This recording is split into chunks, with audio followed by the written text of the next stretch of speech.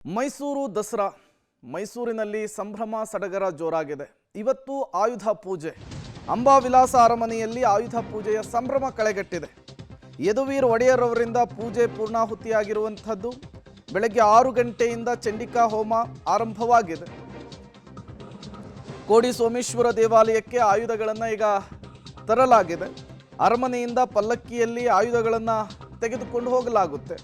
ಬಳಿಕ ಅವುಗಳನ್ನು ಶುಚಿಗೊಳಿಸಿ ಆಯುಧಗಳನ್ನು ಅರಮನೆಗೆ ವಾಪಸ್ ತರುವಂತಹದ್ದು ವಾಡಿಕೆ. ಸಿಂಹಾಸನಕ್ಕೆ ಜೋಡಿಸಿದಂತಹ ಆಯುಧಗಳೇನಿರುತ್ತೆ ಅವುಗಳಲ್ಲಿ ಪೂಜೆಯನ್ನು ಮಾಡಲಾಗುತ್ತೆ. ರಾಜಪುರೋಹಿತರ ಮಾರ್ಗದರ್ಶನದಂತೆ ಯದುವೀರ್ ಒಡೆಯರ್ ಅವರು ಆಯುಧ ಪೂಜೆಗಳನ್ನು ಮಾಡ್ತಾರೆ. ಕರಿಕಲ್ಲು ತೊಟ್ಟಿಯಲ್ಲಿ ಯದುವೀರ್ ಅವರಿಂದ ಪೂಜೆ ಸಲ್ಲಿಕೆ ಆಗುತ್ತೆ. ಪಟ್ಟದ ಆನೆ, ಕುದುರೆ, ಒಂಟೆ, ಹಸುಗಳಿಗೂ ಕೂಡ ಪೂಜೆಯನ್ನು ಸಲ್ಲಿಸ್ತಾರೆ ಯದುವೀರ್ ಅವರು.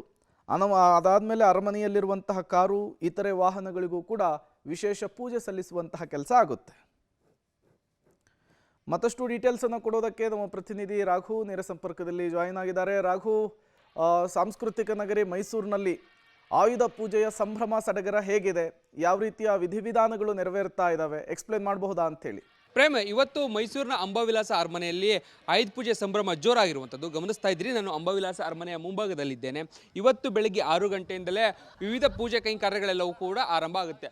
ಮೊದಲಿಗೆ 6 ಗಂಟೆಗೆ ಚಂಡಿಕಾ ಹೋಮ ಆರಂಭವಾಗಿರುವಂಥದ್ದು. ಈ ಪೂಜೆಯಲ್ಲಿ ಯದುವೀರ್ ಒಡೆಯರ್ ಅವರು ಭಾಗಿಯಾಗಿರುವಂಥದ್ದು. 6 ಗಂಟೆಯ ಆ ಪೂಜೆ ಏನಿದೆ ಅದು 10 ಗಂಟೆಯ ತನಕವೂ ಕೂಡ ಪೂಜೆನ ಮುಂದುವರಿತಾ ಇರ್ತದೆ. ಅದರ ಮಧ್ಯೆ ಈಗ ನೀವು ದೂರದಲ್ಲಿ ಗಮನಿಸ್ತಾ ಇರ್ಬೋದು ವಿಜುವಲ್ಸ್ಗಳಲ್ಲಿ ಪಟ್ಟದ ಆನೆ, ಕುದುರೆ, ಹಸು ಎಲ್ಲವೂ ಕೂಡ ನಿಂತಿದೆ. ಜೊತೆಗೆ ಒಂದು ಪಲ್ಲಕ್ಕಿ ಕೂಡ ನಿಂತಿದೆ. ಆ ಪಲ್ಲಕ್ಕಿಯಲ್ಲಿ ಮೈಸೂರು ರಾಜ ಮನೆತನದ ಖಡ್ಗ ಏನಿದೆ, ಅದ್ರ ಜೊತೆಗೆ ಕೆಲವೊಂದಷ್ಟು ಆಯುಧಗಳೇನಿದೆ ಅವೆಲ್ಲವನ್ನು ಕೂಡ ತೆಗೆದುಕೊಂಡು ಬರಲಾಗುತ್ತೆ. ನೇರವಾಗಿ ಅಲ್ಲಿಂದ ತೆಗೆದುಕೊಂಡು ಬಂದು ಅರಮನೆ ಆವರಣದ ಒಳಭಾಗದಲ್ಲೇ ಇರುವಂತಹ ಕೋಡಿ ಸೋಮೇಶ್ವರ ದೇವಾಲಯದಲ್ಲಿ ಅವೆಲ್ಲವನ್ನು ಕೂಡ ಶುಚಿಗೊಳಿಸಲಾಗುತ್ತೆ. ಆ ಶುಚಿ ಕಾರ್ಯವು ಎಲ್ಲವೂ ಕೂಡ ಮುಗಿದ ಮೇಲೆ ಮತ್ತೆ ವಾಪಸ್ ಎಲ್ಲವನ್ನ ಈಗ ಕಾಣ್ತಾ ಇರುವಂಥ ಜಾಗ ಏನಿದೆ ಅದೇ ಜಾಗಕ್ಕೆ ವಾಪಸ್ ತೆಗೆದುಕೊಂಡು ಹೋಗಲಾಗುತ್ತೆ. ಅಂದರೆ ಅದನ್ನು ಆನೆ ಬಾಗಿಲು ಅಂತ ಹೇಳಿ ಕರಿತೀವಿ. ಆ ಆನೆ ಬಾಗಿಲಿಗೆ ವಾಪಸ್ ತೆಗೆದುಕೊಂಡು ಹೋಗಿ ಆ ಮೂಲಕ ಒಳಭಾಗದಲ್ಲಿ ಇರುವಂತಹ ಕಲ್ಯಾಣ ಮಂಟಪಕ್ಕೂ ಕೂಡ ತೆಗೆದುಕೊಂಡು ಹೋಗಲಾಗುತ್ತೆ. ಅದಾದ ಮೇಲೆ ಅಲ್ಲಿ ಪ್ರಮುಖವಾಗಿ ಯದುವೀರ್ ಒಡೆಯರ್ ಏನಿರ್ತಾರೆ ಅವರು ಎಲ್ಲದಕ್ಕೂ ಕೂಡ ಪೂಜೆಯನ್ನು ಸಲ್ಲಿಕೆಯನ್ನು ಮಾಡುವಂಥ ಕೆಲಸವನ್ನು ಮಾಡ್ತಾರೆ. ಅದೇ ರೀತಿ ಅದರ ಜೊತೆಗೆ ಸಿಂಹಾಸನದ ಸಿಂಹಕ್ಕೂ ಕೂಡ ಪೂಜೆಯನ್ನು ಸಲ್ಲಿಕೆಯನ್ನು ಮಾಡಲಾಗುತ್ತೆ. ಇದರ ಮುಂದುವರೆದ ಭಾಗವಾಗಿ ಅಷ್ಟು 10:15 ಸುಮಾರಿಗೆ 10:15 ಸುಮಾರಿಗೆ ಕಂಪ್ಲೀಟ್ ಆಗಿ ಆ ಚಂಡಿಕಾ ಹೋಮ ಏನಿರುತ್ತೆ ಅದು ಮುಗಿಯುತ್ತೆ. ಅದಾದ ಮೇಲೆ ಅಲ್ಲೇ ಇರುವಂತಹ ಒಳಭಾಗದ ಆನೆ ತೊಟ್ಟಿ ಏನಿದೆ ಅಲ್ಲೇ ಪೂಜೆ ಪುನಸ್ಕಾರಗಳು ಮತ್ತೆ ಆರಂಭ ಆಗುತ್ತೆ. ಅಂದರೆ ಅರಮನೆಯ ಕೆಲವೊಂದಷ್ಟು ಆಯುಧಗಳೇನಿದೆ, ಕಾಸ ಆಯುಧಗಳು, ಜೊತೆಗೆ ಅರಮನೆಗೆ ಸಂಬಂಧಪಟ್ಟಂತಹ ವಾಹನಗಳು, ಜೊತೆಗೆ ಪಟ್ಟದ ಆನೆ, ಕುದುರೆ, ಹಸು ಇವೆಲ್ಲದಕ್ಕೂ ಕೂಡ ಖುದ್ದು ಯದುವೀರವರು ಪೂಜೆಯನ್ನು ಸಲ್ಲಿಕೆಯನ್ನು ಮಾಡುವಂಥ ಕೆಲಸವನ್ನು ಮಾಡ್ತಾರೆ. ಅಂದರೆ ರಾಜ ಪುರೋಹಿತರ ಮಾರ್ಗದರ್ಶನದಂತೆ ಯಾವೆಲ್ಲ ಪೂಜೆ ಪುನಸ್ಕಾರಗಳು ಸಾಂಪ್ರದಾಯಿಕವಾಗಿ ನಡೆದುಕೊಂಡು ಬಂದಿದೆ ಅವೆಲ್ಲವನ್ನು ಕೂಡ ಇವತ್ತು ಮಾಡುವಂಥದ್ದು. ಇದಾದ ಮೇಲೆ ಸಂಜೆಗೆ ಎಂದಿನಂತೆ ಖಾಸಗಿ ದರ್ಬಾರ್ ಏನು ಈ ನವರಾತ್ರಿಗಳಲ್ಲಿ ನಡೆಯುತ್ತೆ, ಆ ಖಾಸಗಿ ದರ್ಬಾರ್ ನಡೆಯುವಂಥದ್ದು. ಇದು ಇವತ್ತಿನ ಸಂಪೂರ್ಣವಾದಂತಹ ಕಂಪ್ಲೀಟ್ ಪೂಜೆ ಪುನಸ್ಕಾರದ ಅರಮನೆ ಒಳಭಾಗದಲ್ಲಿ ನಡೆಯುವಂತಹ ವಿವರಗಳು. ಸದ್ಯ ಈಗ ಚಂಡಿಕಾ ಹೋಮ ಶುರುವಾಗಿದೆ. ಚಂಡಿಕಾ ಹೋಮದ ನಂತರದಲ್ಲಿ ಮುಂದುವರೆದ ಪೂಜೆಗಳೆಲ್ಲವೂ ಕೂಡ ಆರಂಭ ಆಗುತ್ತೆ.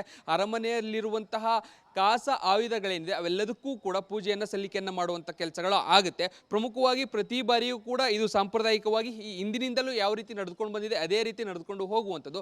ಸೊ ಅದರ ಭಾಗವಾಗಿ ಈಗ ಕೆಲವೇ ಹೊತ್ತಿನಲ್ಲಿ ಆನೆ ಬಾಗಿಲಿಂದ ನೇರವಾಗಿ ಕಾಸ ಆಯುಧಗಳಿಂದ ಅವುಗಳನ್ನು ಶುಚಿಯನ್ನು ಮಾಡುವಂತಹ ನಿಟ್ಟಲ್ಲಿ ಅವುಗಳನ್ನು ಕೋಡಿ ಸೋಮೇಶ್ವರ ದೇವಾಲಯಕ್ಕೆ ತೆಗೆದುಕೊಂಡು ಬರಲಾಗುತ್ತೆ. ಅದಾದ ಮೇಲೆ ಅವುಗಳನ್ನು ಶುಚಿಗೊಳಿಸಿ ಮತ್ತೆ ವಾಪಸ್ ತೆಗೆದುಕೊಂಡು ಹೋಗಿ ಅರಮನೆ ಕಲ್ಯಾಣ ಮಂಟಪದಲ್ಲಿ ಇಟ್ಟು ಪೂಜೆಯನ್ನು ಸಲ್ಲಿಕೆ ಮಾಡುವಂಥ ಕೆಲಸವನ್ನು ಯದುವೀರ್ ಒಡೆಯವರು ಮಾಡುವಂಥದ್ದು.